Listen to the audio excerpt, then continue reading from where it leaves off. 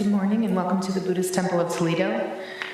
Please be seated and turn to page 2 in the liturgy book.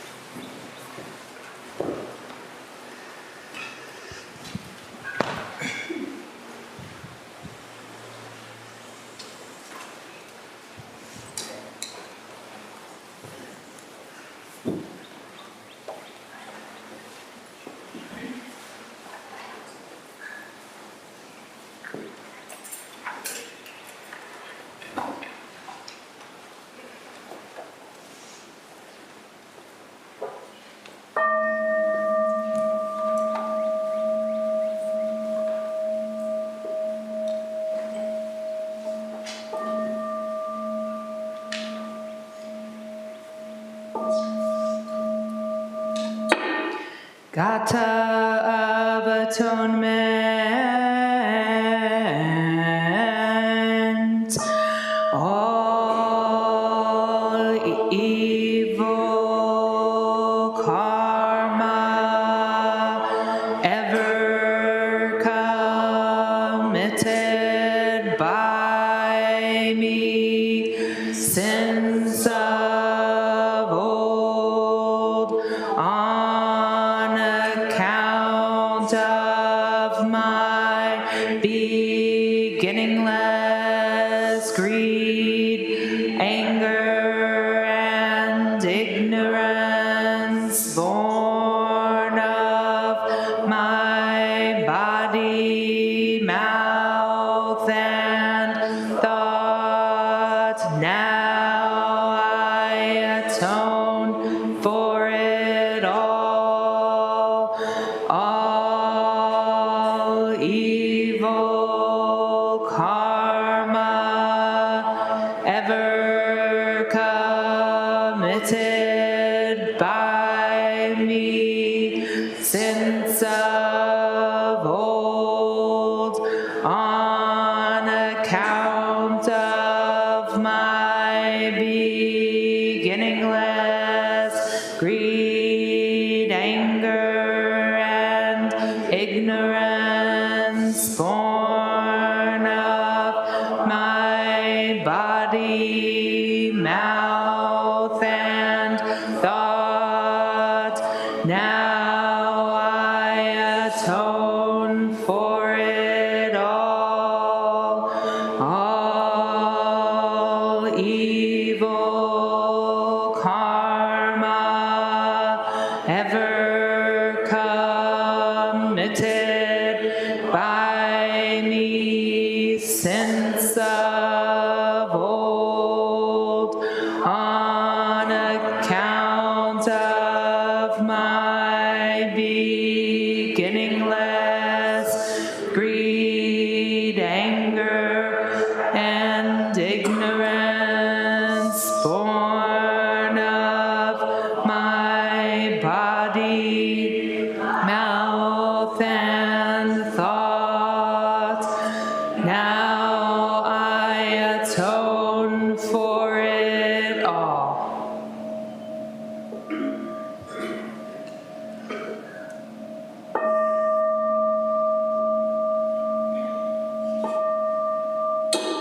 Nikaya 3 Refuges.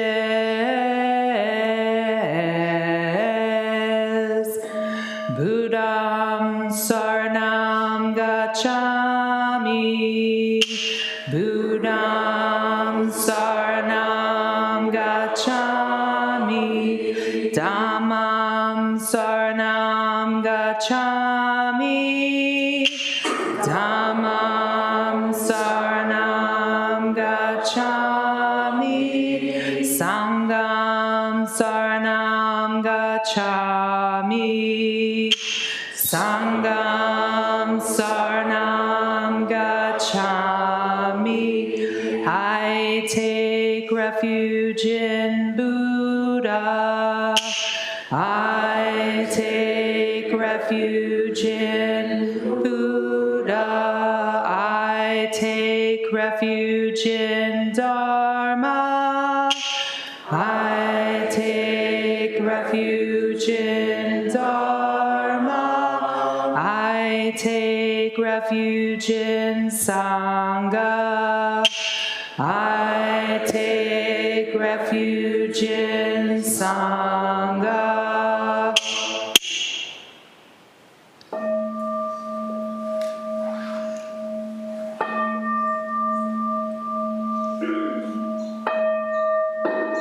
The 5 remembrances. I am of the nature to grow old. There is no way to escape growing old. I am of the nature to have ill health. There is no way to escape having ill health. I am of the nature to die. There is no way to escape death. All that is dear to me and everyone I love are of the nature of change. There is no way to escape being separated from them. My deeds are my closest companions. I am the beneficiary of my deeds. My deeds are the ground on which I stand. I am of the nature to grow old. There is no way to escape growing old. I am of the nature to have ill health. There is no way to escape having ill health. I am of the nature to die. There is no way to escape death. All that is dear to me and everyone I love are of the nature of change. There is no way to escape being separated from them. My deeds are my closest companions. I am the beneficiary of my deeds. My deeds are the ground on which I stand. I am of the nature to grow old. There is no way to escape growing old. I am of the nature to have ill health. There is no way to escape having ill health. I am of the nature to die. There is no way to escape death. All that is dear to me and everyone I love are of the nature of change. There is no way to escape being separated from them. My deeds are my closest companions. I am the beneficiary of my deeds. My deeds are the ground on which I stand. This precious human life, rarely encountered, is easily lost. Now that I have life and opportunity, may I practice the Dharma wholeheartedly.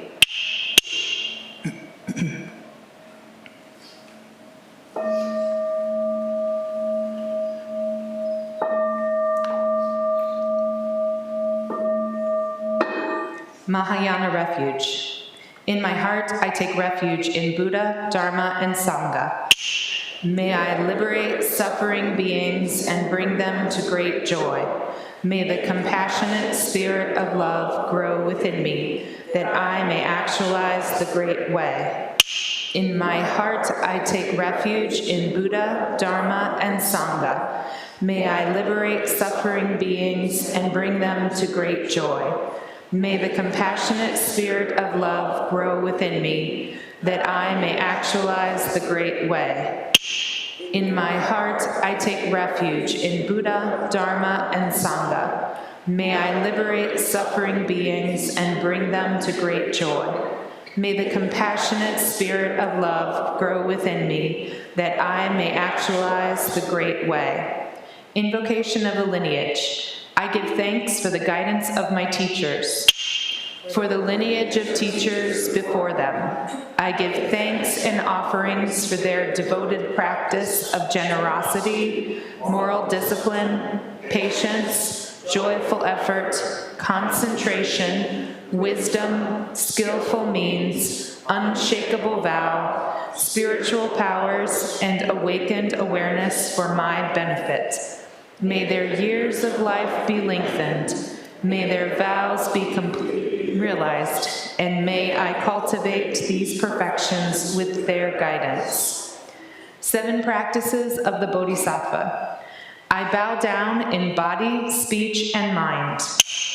I offer the best I have to give, both real and imagined, to fill the space between us. I regret and purify all transgressions. I rejoice in all virtues. I request you to remain until total enlightenment. I I request wise and compassionate guidance. I dedicate my merit for the sake of all beings, generating love and compassion.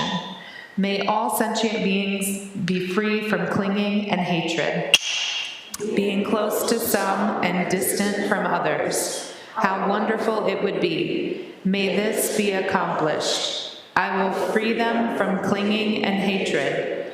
Bless me to accomplish this. May all sentient beings enjoy happiness and the causes of happiness. How wonderful it would be. May this be accomplished. I will bring them happiness and the causes of happiness. Bless me to accomplish this.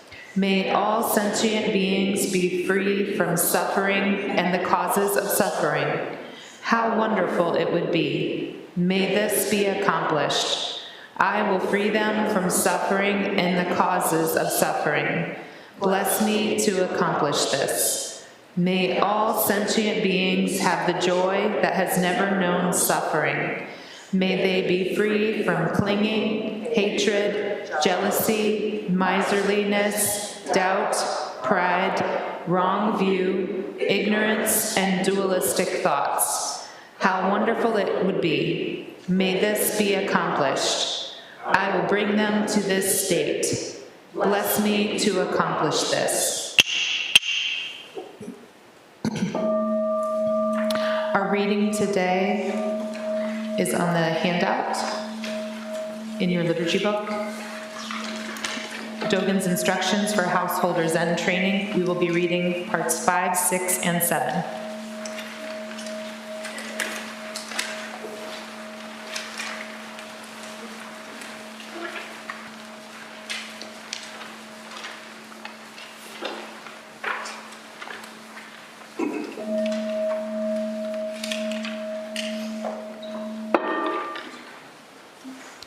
Honored Bodhisattvas, when you meet a Dharma master, first ask for a single koan case. Then you must straightforwardly pay attention, diligently keep it in mind, and practice vigorously.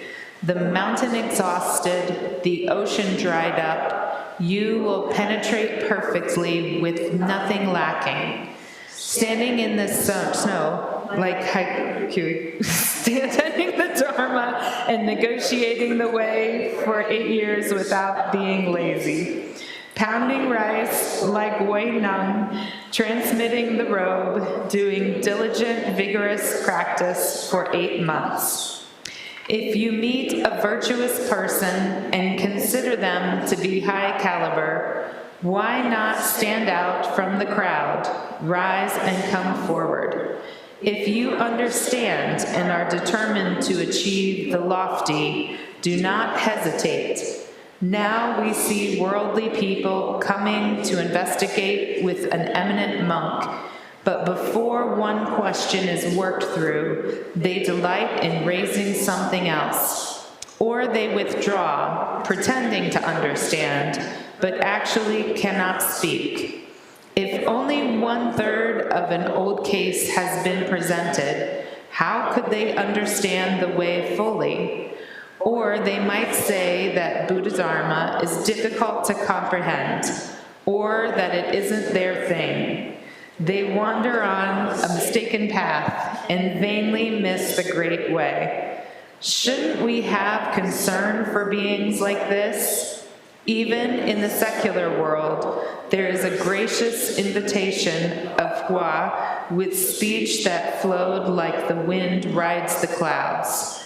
And how did Buddha point directly to the Absolute while remaining silent? A bit of iron has the virtue of pure gold. They transform all living beings. Do not measure and compare how this can be. Do not neglect this. If for a while you examine the strength of snow and frost, you will know for yourself the purity of pine and cypress. Further, take one step and leap over the double barrier. Noble ones, do you not trust this yet? Just now, one word reveals 10,000 clear and evident truths.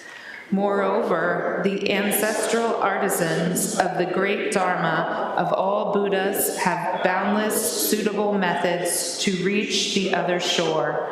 Who can measure them? Disciples should diligently purify their hearts. Eminent monks should not wait to cut through the blown hair with vigor. Therefore, at Shaolin, in former times, an arm was cut off and the ancestor's marrow was received. Jusui is also well known for chopping off the boy's finger and seeing blood.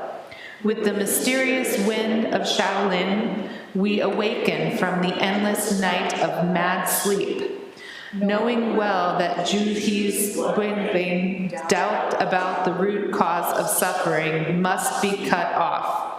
What is called asking about the Dharma is itself the mouth asking and the mouth answering, the body asking and the body answering, the mind asking and the mind answering. If you don't know this, don't dare ask about the Dharma. If monks don't know this, how could they serve as teachers?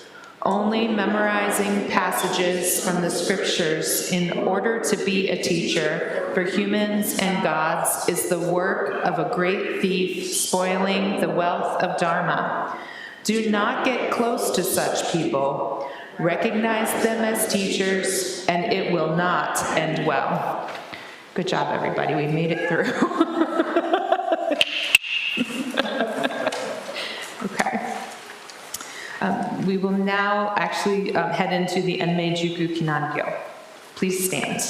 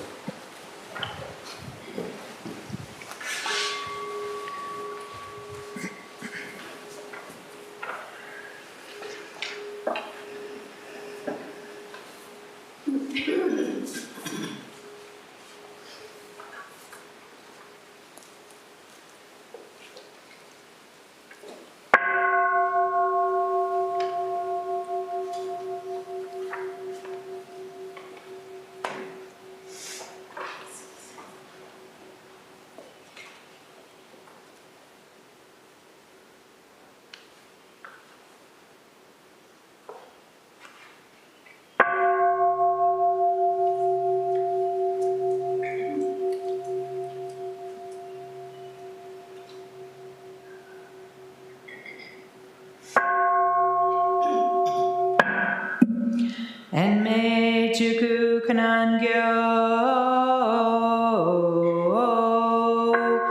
Kanzeya Namu Butsuyo Butsu Enyo Butsu En Popo So Enjo Rakugajo Chonen Kanzeya Bonen Kanzeya Nen Jushin Ki Nen Furishin Kanzeya Namu Butsuyo Butsu Enyo Butsu En Bobo So Enjo Rakugajo Chonen Kanzeyan Bonen Kanzeyan Nen Jushin Ki Nen Furishin Kanzeyan Namu Butsuyo Butsu Enyo Butsu En Bobo So Enjo Rakugajo Chonen Kanzeyan Bonen Kanzeyan Nen Jushin Ki Nen Furishin absorbing world sounds awakens a Buddha. Right here, this Buddha, the source of compassion. This Buddha receives only compassion and Buddha, Dharma, Sangha, just compassion. Thus the pure heart always rejoices in the light. Recall this in the dark. Recall this moment after moment. The true heart arises time after time. There is nothing but this absorbing world. Sounds awakens a Buddha right here. This Buddha, the source of compassion. This Buddha receives only compassion. Buddha, Dharma, Sangha, just compassion. Thus the pure heart always rejoices in the light. Recall this in the dark. Recall this moment after moment. The true heart arises time after time. There is nothing but this absorbing world. Sounds awakens a Buddha right here. This Buddha, the source of compassion.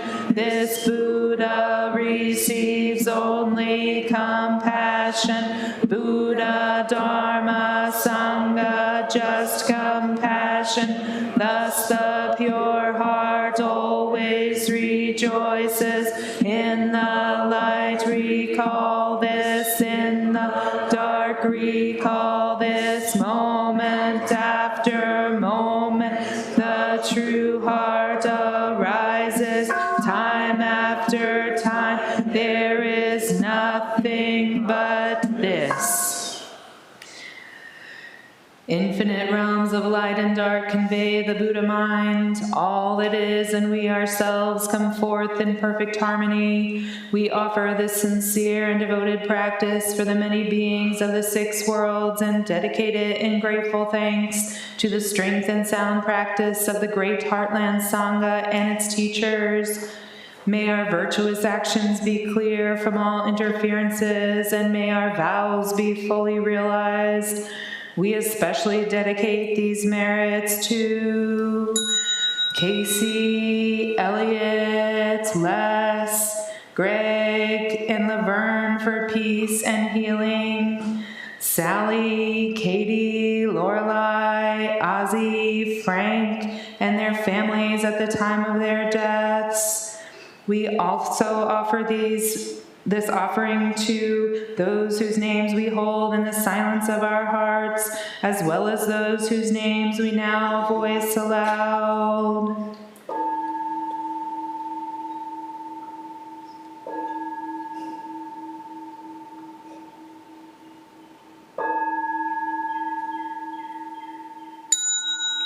May we live in perfect peace with Buddha Dharma, and may we realize the Buddha way together.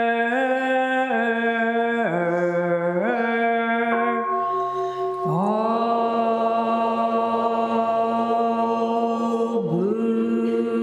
Buddhas throughout space and time. All honored ones, Bodhisattva, Mahasattvas, wisdom beyond wisdom, Mahaprajna, Paramita.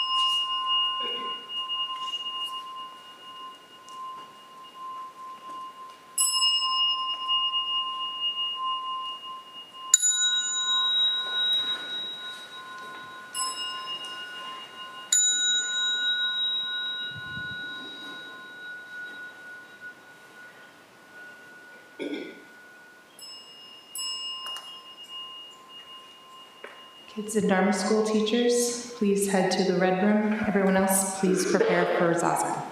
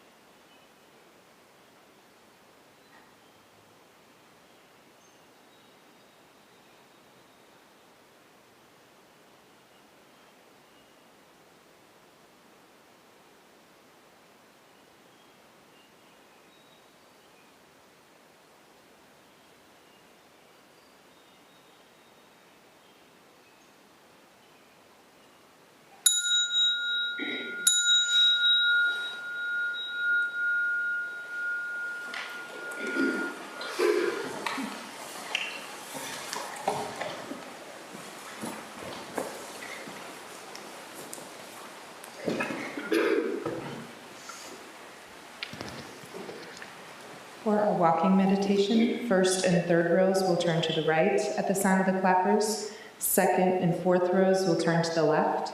And follow the person in front of you if you're not familiar with the path.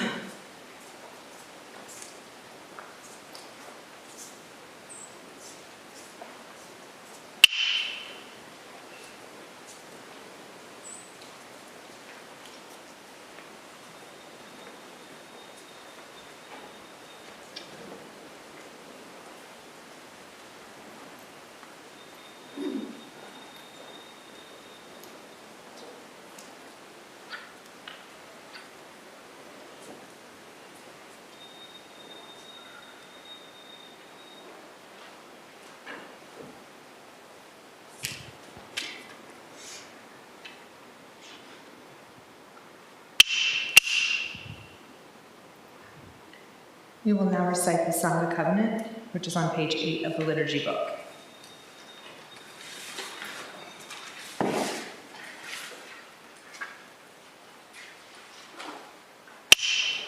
We, the Daishin Kokoji Sangha, with respect for the worth and dignity of each person, with wonder at the wisdom and compassion we seek to cultivate by practice, and with deep gratitude for the teachers of this lineage and our connection to one another, covenant to support each other by upholding the precepts of doing no harm, practicing good, and actualizing good for others. Please prepare for this morning's talk. Sit comfortably and so that you can make eye contact with the teacher.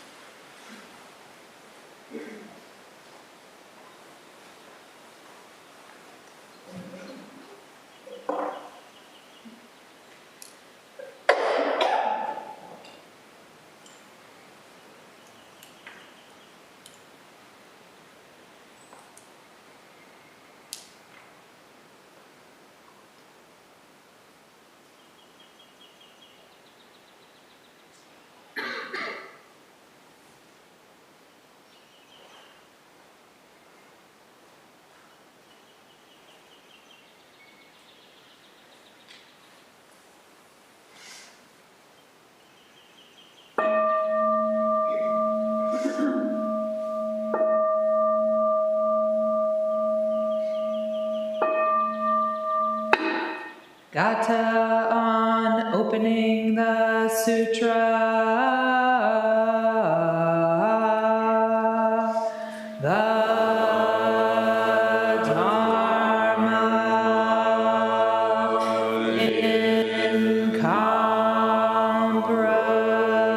incomparably profound and infinitely subtle is rarely encountered even in millions of ages. Now we see it, hear it, receive and maintain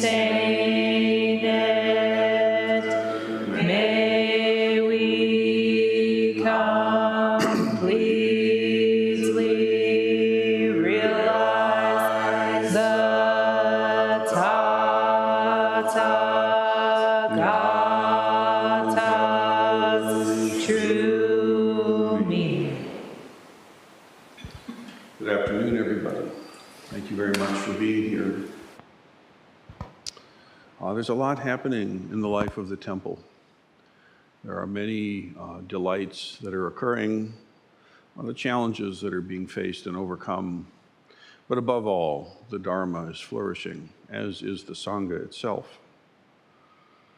One example of that is that at this very moment, our Shuso, Reverend Kaishin, is at home having a chill day with his family. Excellent. Well done, Shuso. Well done. And sometimes that's exactly the right move. Sometimes that is precisely the way to practice the Dharma. Right? Another side is showing up when you don't want to. That's also it, right? That's also it, right?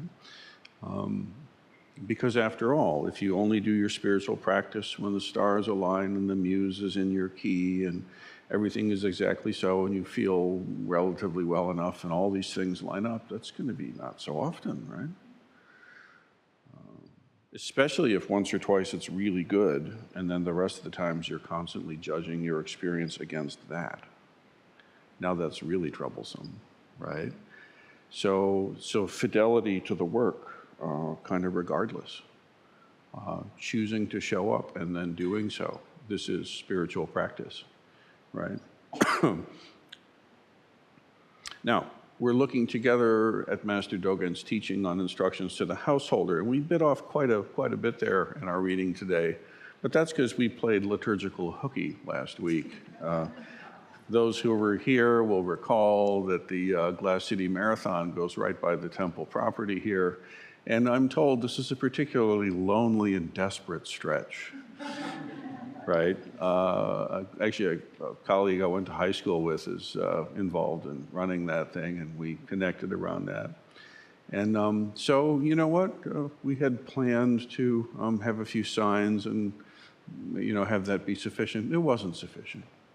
It wasn't sufficient. When the moment came, you know what, let's go and cheer these folks on. So our practice then became cheering on the runners, right? And so Ellie was here. She didn't, of course, she gazelled past before we had a chance to get out there. Shugen plodded later, but we were able to recognize him.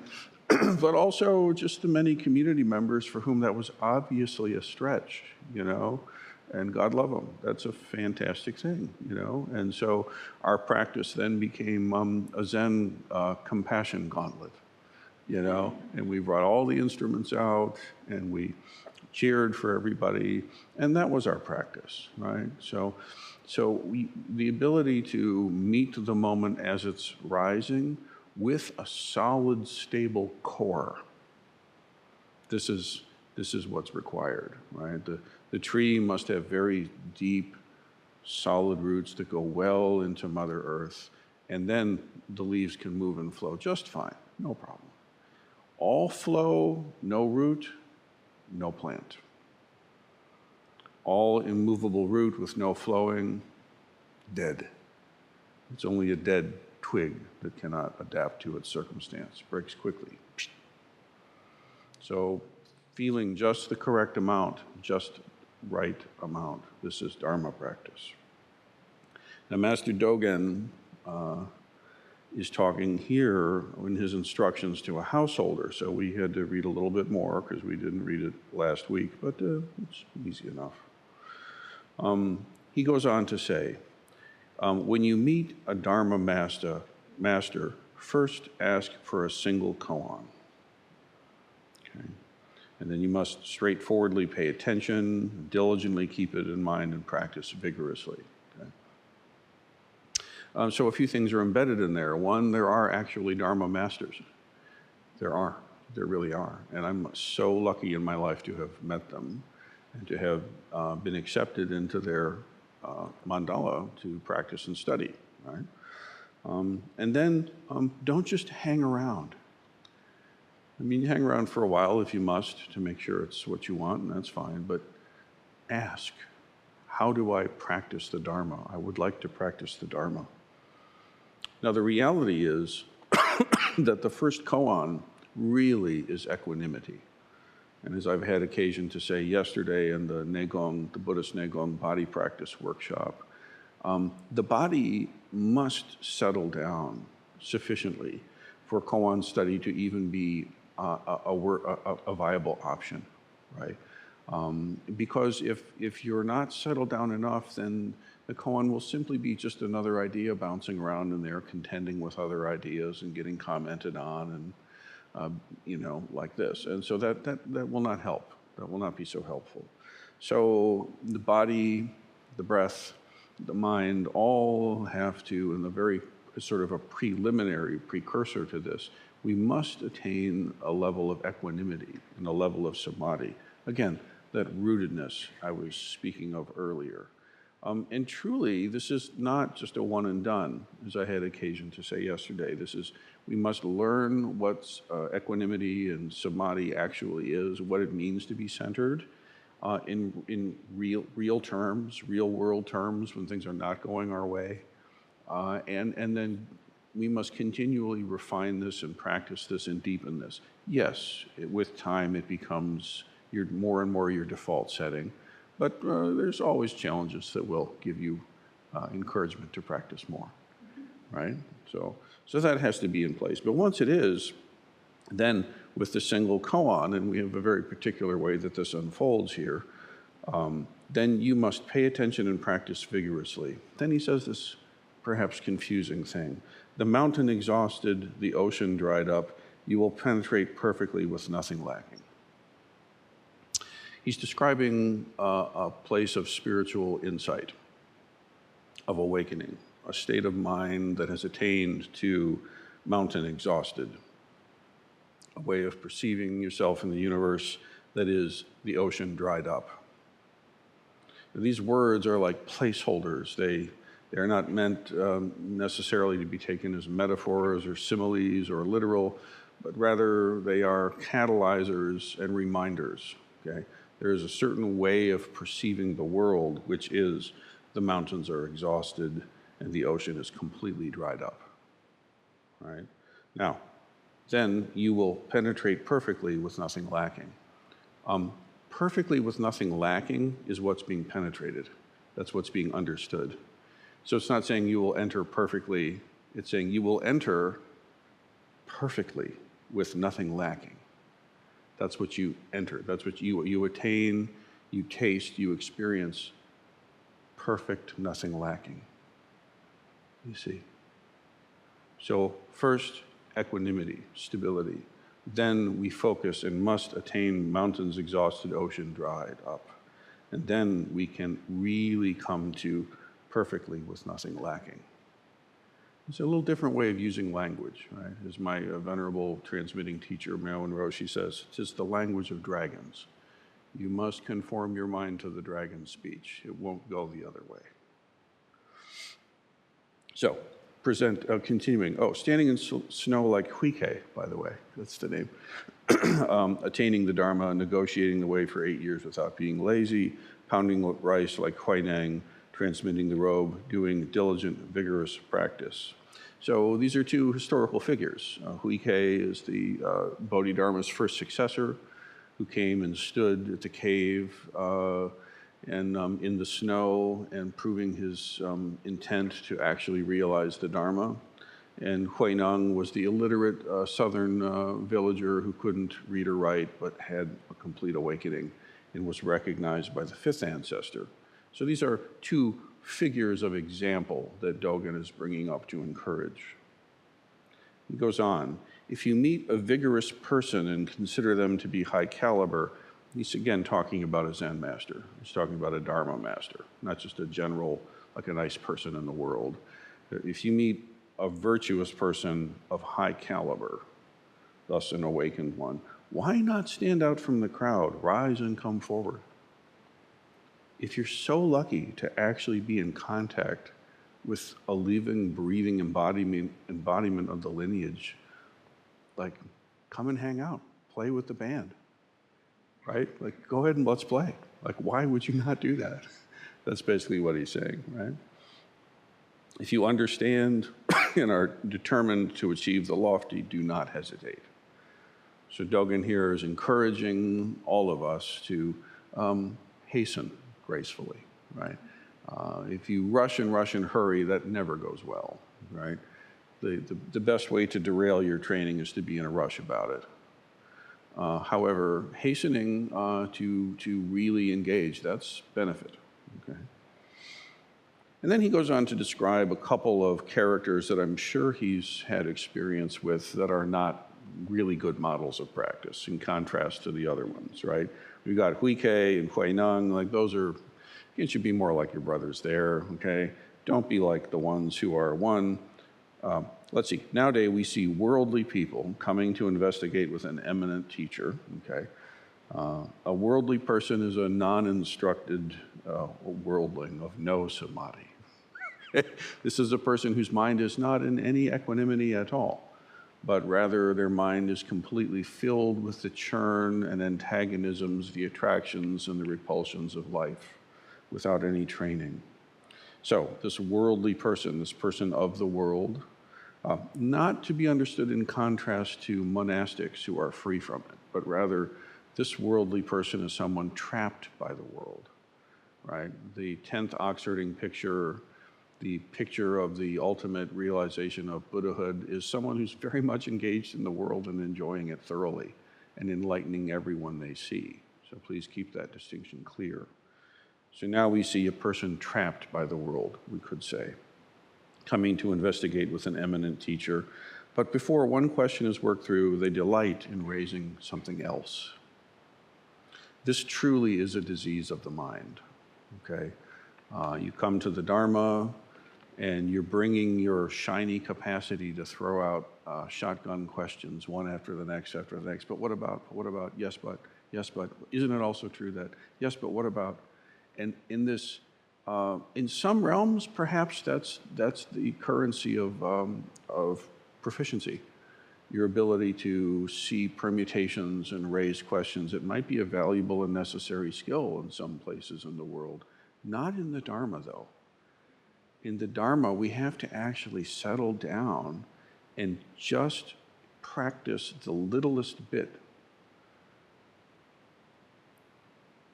Bill Evans, a famous piano player, played with Miles Davis on the So What record, which I commend to you if you haven't heard it, famously said he was a horrible music teacher. He was interviewed by his brother, who wanted to be, it's funny, Bill Evans wanted to be a great teacher, but he never was. And his brother, whose name escapes, wanted to be a great famous player, but he wasn't. He was a good teacher. So they had this interesting karma between them.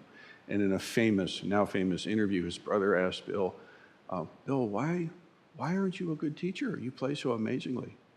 And Bill said, well, I'm not a good teacher because I just try to give it all at once, and no one can understand anything.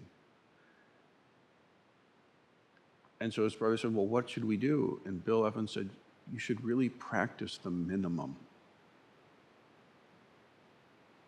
Practice the minimum, and then keep doing that. Because that's, as an artist, that's what he did, right? And it's very much like that. When you encounter the Dharma, rather than trying to understand the whole thing from totality, you have a particular Dharma that you're encountering. Just practice that. Because a decade of just practicing this way will actually add up to quite a bit of depth in the Dharma.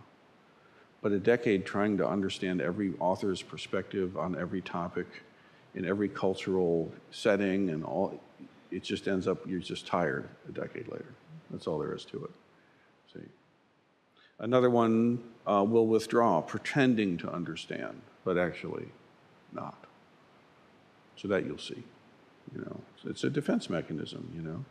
For some folks to admit that you don't know something is a horrible problem. Obviously not here, but they don't know that yet, right? So better to just leave with a mask of knowing than to admit that you don't. And what a missed opportunity. What a missed opportunity, you know? Have you ever been in a conversation with someone and they use a vocabulary word that you don't know? Has that ever happened, right? And then you know, one option is just to go, and let the conversation just kind of roll along, you know? I think it was one of the ways that I really connected with Myoen Roshi. He's a word person as well, you know. And he was speaking, and he uses the word pastiche. And I was like, wait a minute, what's that? And he was like, what? Pastiche. I don't understand the word. What does that mean? And he was delighted. The other people in the meeting were not so delighted. But he was delighted. He was like, well, let's look it up. I'll show you. And he Googled it, and it means, you know, a kind of a faux approximation of something, a gloss on. And we discussed this word in some depth for like 5 minutes and its etymology and everything. And then we continued on with the meeting, right? And then that's one of the times when he were like, hey, yeah, I see you, right? Because words were important to my teacher, right? And also to me. So actually being willing, I mean, you could be quite irritating if you did that all the time, depending on your vocabulary and who you're talking with. But if you actually go, you know, I'm not sure what that means. Can you help me understand? That doesn't diminish you. That elevates you, right? Because you learn then. And the Dharma is like this. If something isn't clear or not making sense, don't just put on what you think is a Buddhist expression and nod serenely and then leave going, you know, that won't, because that's not going to help you, you know. It'd be like as if you go to the doctor and they say, okay, you need to do this Bazumba thing. And you're like, okay. You have no idea what Bazumba thing means. It's going to hurt no one but you. Bazumba thing's a made-up word, by the way, right? But you just, it's in your interest to go, I'm not sure, can we talk, what does that mean? Does that make sense to everybody? Dogen goes on to say, if only 1/3 of an old case has been presented to koan, how can they possibly understand the thing fully? So obviously he's trying to work with somebody, and before he gets even 1/3 done, they're, oh yeah, I got it.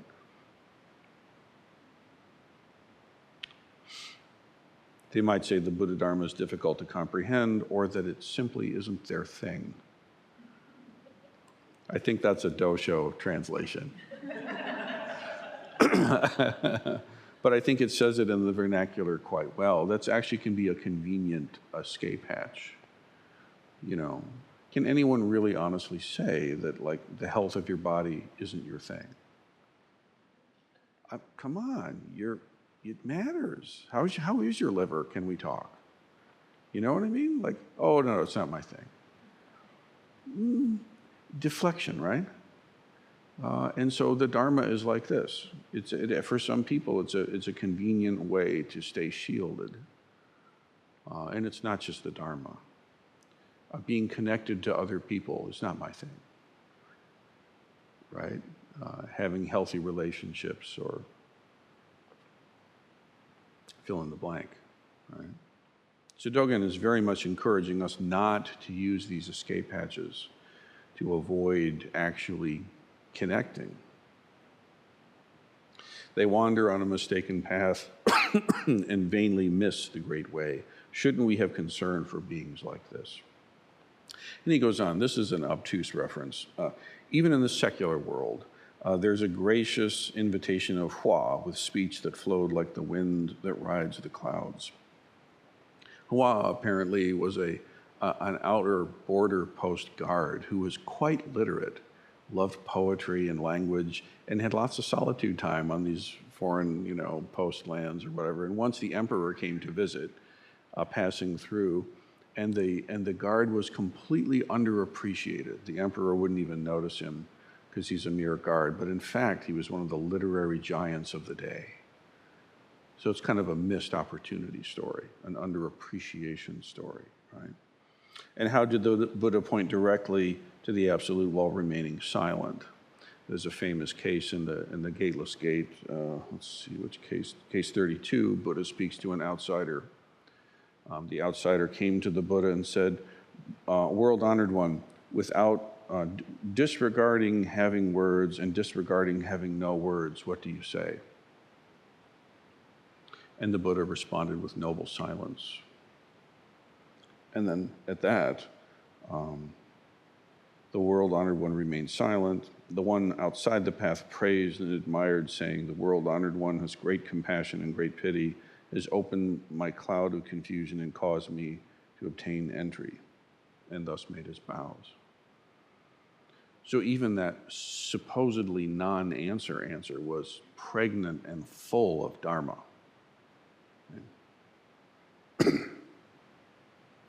Dogen goes on, a bit of iron has the virtue of pure gold. They transform all living beings. Do not measure and compare how this can be. Do not neglect it. If for a while you examine the strength of snow and frost, you will know for yourself the purity of pine and cypress. In other words, if you investigate thoroughly spring, then you will thoroughly know fall.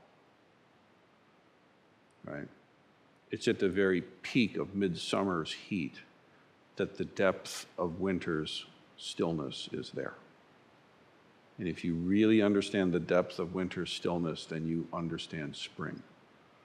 This is pointing to yin and yang as I see it, right?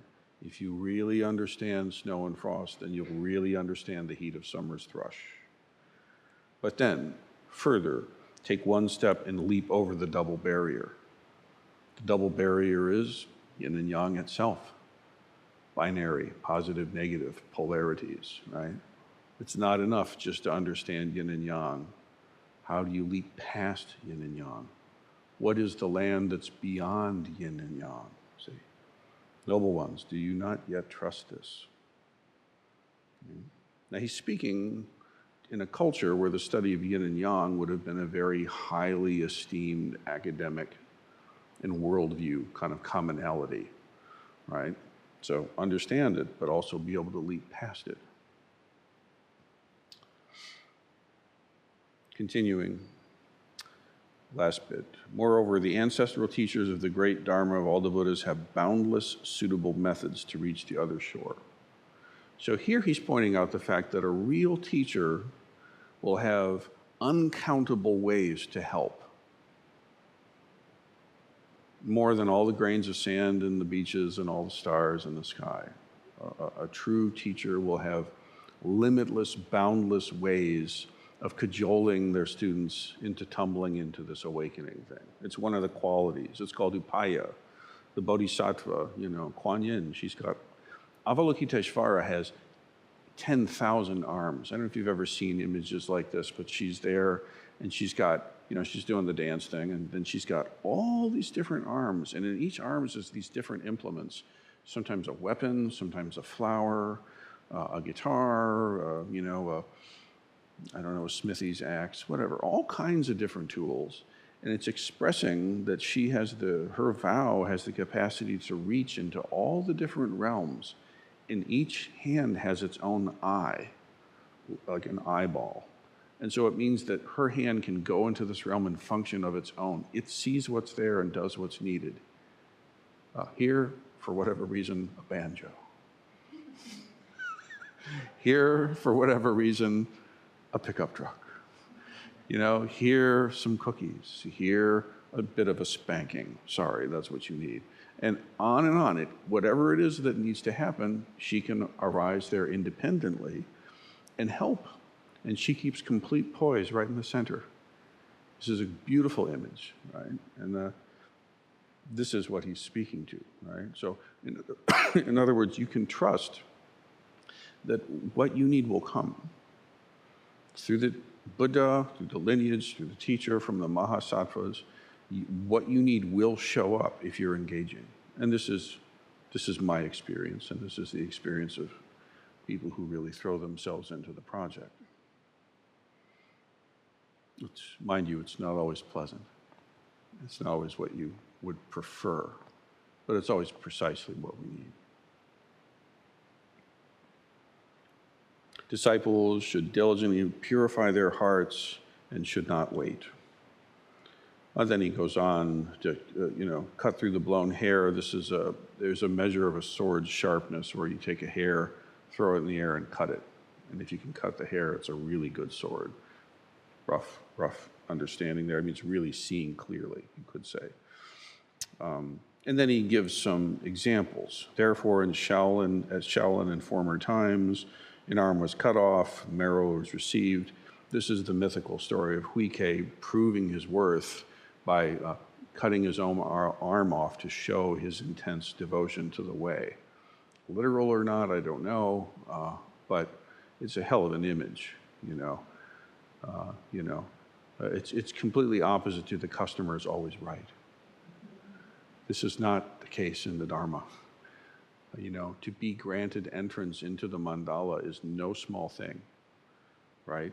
And it's not just to do whatever it takes to make, you have to be willing, you have to really show up with the right attitude and the right view to even be able to come into the mandala of training. This is the meaning, right? And other examples, severe sounding examples, and yet all pointing to this intensity of coming to awakening. With the mysterious wind of Shaolin, Shaolin is the famous monastery that was encountered by Bodhidharma, where he began to teach. I referenced some of the Dhammo Waidan practices yesterday at the bodywork workshop. Those kind of things became the root of Hmong Fu and Qigong and healing practices and so on, and they were brought up from India, right? So, and that is the place where Zen had its founding, really, as a discipline.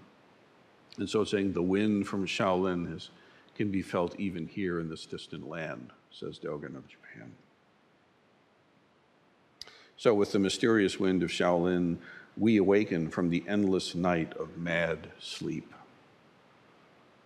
The endless night of mad sleep. This is why we talk about awakening a lot. Right? There's a particular Jikaya Nishuit very fond of the Matrix series. And I get why, you know, like unjacking from that matrix, that awakening, it's a little messy. You awaken into something that isn't all sweet and roses, but it's the real thing. That's where freedom is. So, knowing this, cut off the root of suffering. And then this last little bit, what is called asking about the Dharma is itself the mouth asking and the mouth answering, the body asking and the body answering, the mind asking and the mind answering. You may have heard a phrase something like this, but it's, what is seeking Buddha is Buddha. What is seeking mind is mind. Your awakened self is seeking awakening. This is what it means. And then finally, only memorizing words from the scriptures in order to be a teacher for humans and gods is the work of a great thief spoiling the wealth of Dharma. I think he may have had a brush or two with a few scholars. I think that might be the case. Don't get close to such people. Recognize them as teachers and it will not end well. Famously, to me, there was a moment where John of the Cross was very important to my spiritual life. And I was in Boston at the time. And it turned out that there was a new collected edition, the collected works of St. John of the Cross. He was really a Jew. He was a Spanish Jewish mystic, but he converted because, the Inquisition. But he wrote this beautiful mystical poetry, which is really working on me deeply. And the translator, a very sound translator named Kevin Kavanaugh, if I recall correctly, he was a Cistercian, and he happened to be in Boston. And I was in Boston, and I was really into John of the Cross. So you know what? I did everything it took to get into the cloister and set up a meeting with this person who I hoped might be my spiritual director. Because after all, he translated the whole John of the Cross. This is my guy. Wasn't my guy. Wasn't my guy at all. He finally, relented to be seen. Probably his superior said, look, we got a young guy who actually cares. Let him see you. So I got in before him. He's like, I don't know what you want. And I was like, well, John of the Cross is really important to me. And he said, well, how so? And I said, well, for example, and I quoted this bit from one of his poems, which are quite good, I still think. And I said, can you help me with this? And he said, well, what do you want to know? And he gave me like an academic readout. And the more I kind of leaned in and queried it, I realized there was nothing else there. Nothing else there. There was data, there was history, there was words going from Spanish to English or whatever, but there was no, like, the inner experience that I felt these poems were pointing to was just not, to my perception at the time, in the room, save for what I brought with me. And it was heartbreaking to me. Now, in fairness, for all I know, he was a completely enlightened saint who was manifesting that way for the benefit of all beings. That could be, but I didn't think so. But either way, the result was I don't want to just understand it like an undergraduate paper level. I want to taste it. And interestingly, in one of my first doksans with my first Zen master, Daido Roshi, I brought him a little chunk in my mind of those poems. He said, well, do you have anything you'd like to ask? And I said, yes, actually. There's a poem from John of the Cross that I think expresses something I've experienced. He's like, oh, what are the lines? And he looked at me in a very different way all of a sudden. And I recited the lines. And he said, do you know what that means? And I said, I think so. And he said, well, show me.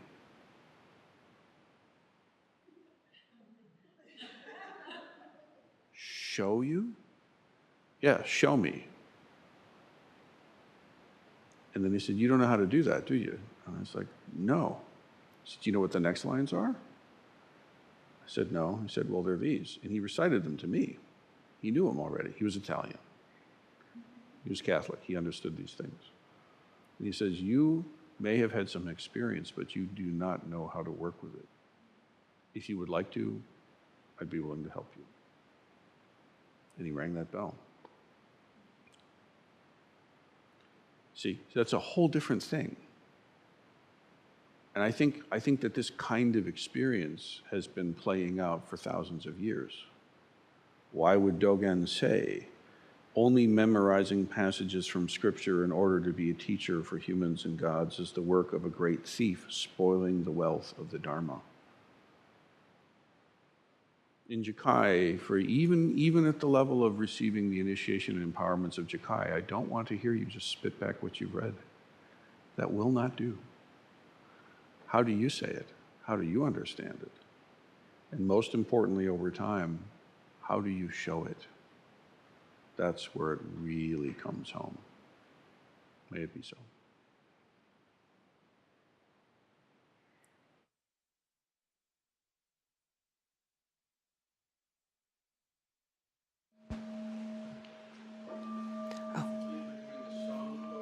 Okay.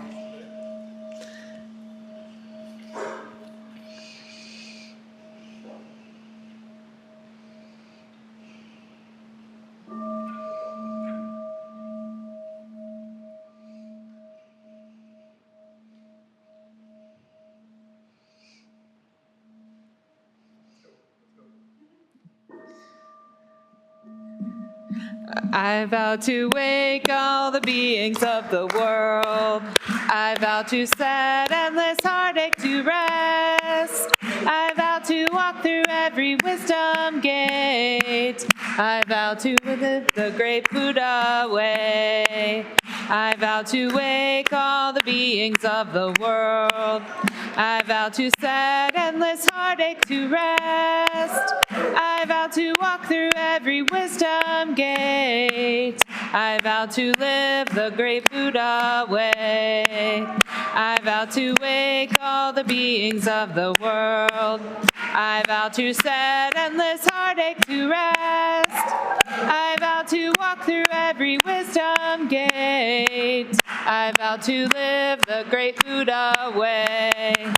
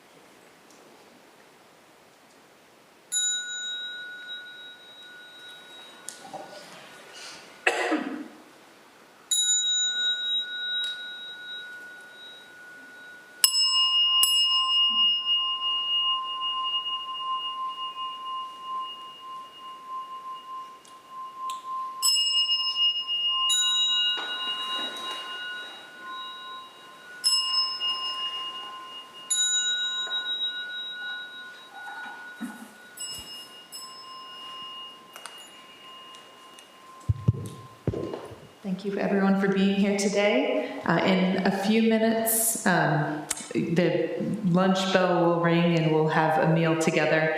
But until that happens, are there any announcements?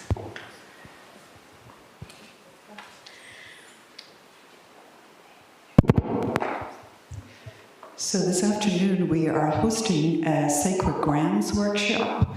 This is a collaborative interfaith project from which we received a grant for the Rain Garden Initiative on our property. So as part of that grant, we are hosting this event. Sacred Grounds is an organization that's very much in line with Buddhist ecology, with, well, sacred grounds, right? And with equal access to resources for everyone. So on our property, Shugun and Kosho are part of our landscaping committee. Will be participating in this. If you are interested in the efforts, please contact them. Another aspect of Sacred Grounds is, well, obviously they have a vast wealth of knowledge from which we can draw, and they have offered to help us remove invasive species from the property, which is a major problem. Just ask Kosho and he will tell you about it. So logistically, we have to reconfigure the Zendo right now before the meal starts, which involves moving a lot of tables from the third bunk room into the Zendo. If you can help us with that, we would greatly appreciate it. If you have registered, we know you're coming. If you haven't, you're welcome to sit in on it if you would like. You certainly can do that. We will have people arriving, external people, civilians arriving between 2 and 2:30, and I know you'll be very welcoming to them if you're still here. So wish us luck, that it all goes well. Thank you. All right, just a couple. Is this working?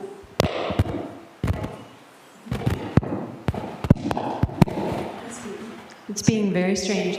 I'm Reverend Weekday. Just a couple announcements. Welcome to those who are here for the first time. We are coming up to our concluding session, which is a deep Zen intensive retreat for the Zango in May, and that is a week-long retreat. If you're interested in attending and you know how to register, please do. If you are interested in attending a retreat for the first time, please contact me to talk about what that might look like for you. Before that, next Sunday, we are celebrating Buddha's birthday. Woohoo! If you'd like to be involved in making that happen, making the magic happen as part of the team that day, please get in touch. We'll have a liturgy meeting at 10 a.m. Before the ceremony. Hope to see everyone there this morning.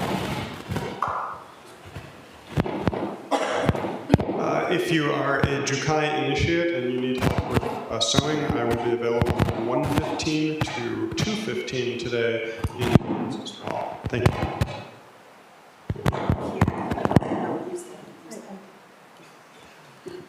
I'm Eka. I wanted to make an announcement that Teen Dharma meeting is the 6th at 6 o'clock. If you are a member and you have any teens that would like to come, it's pretty chill. We do a little bit of formal stuff, but it's mostly like hanging out and having fun. So even if your teen doesn't like know a lot about temple or anything like that and just, you know, maybe bored and doesn't have as many friends, or, you know, once you want to like make them come, they'll fall in love once they get there, don't worry.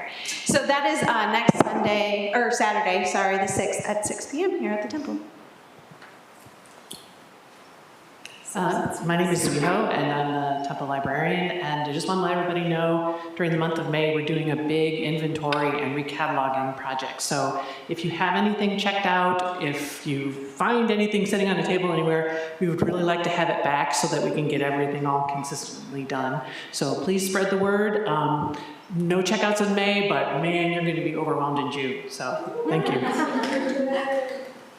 Oh, more.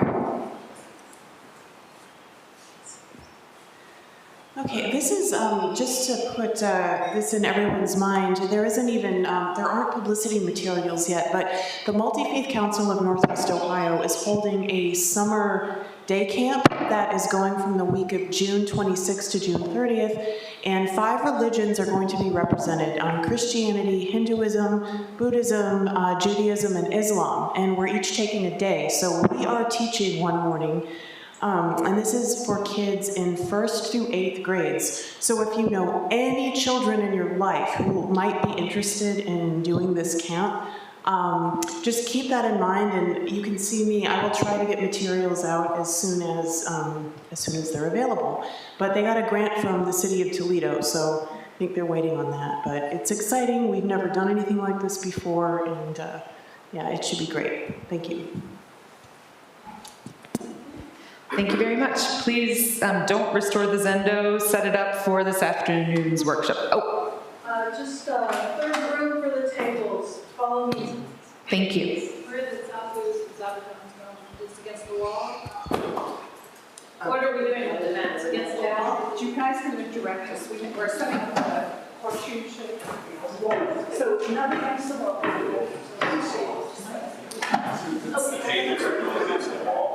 Some tables are. So we want to put your space.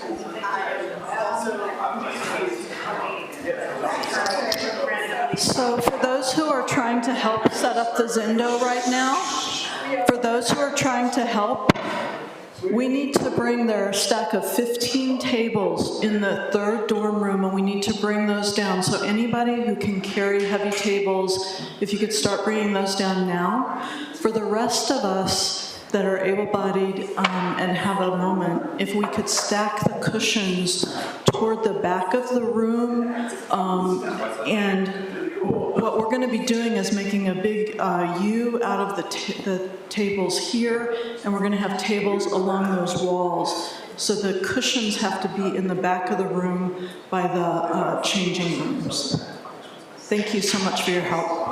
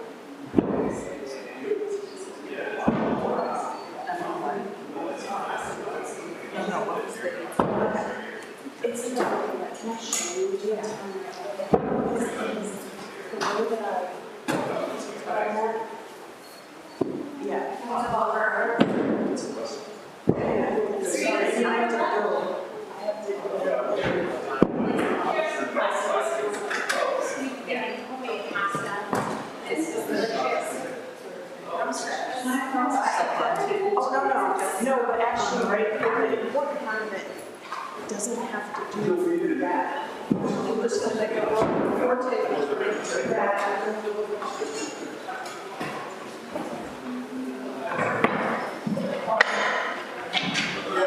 Your table's going to go. Just trying to knock that one out. See how I did that? I take the little ones, like how I have the big ones. What's that? I said, I'll do the little ones, you get the big ones. Sure. That's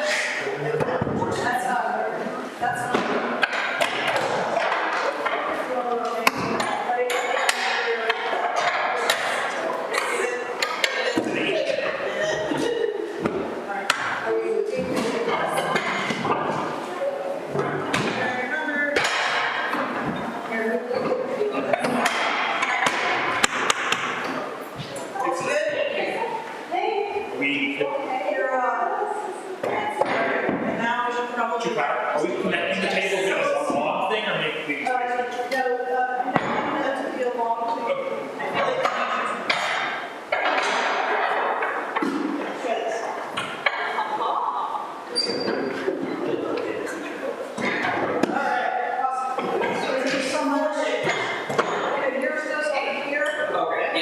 Okay.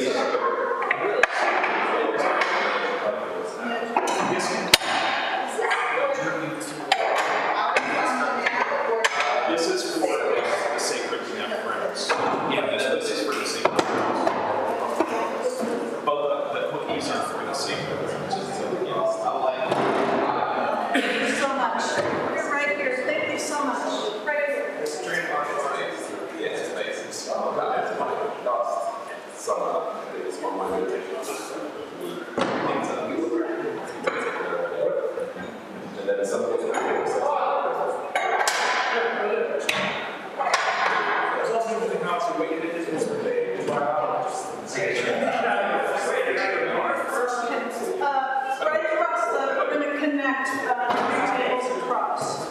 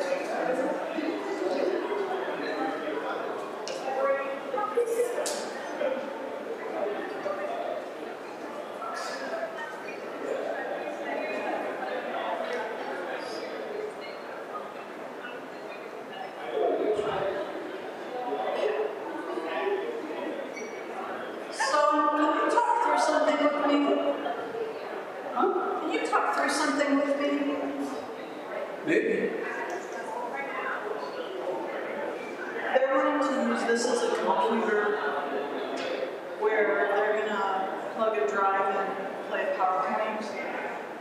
And so they theoretically don't need the internet, right? And if they did, the internet is not wireless. Is it? Yes. Yeah, if they did, if they're just using this for PowerPoint, they're not gonna.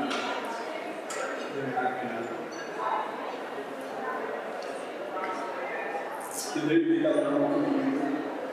Or they're bringing it to me. So I mean,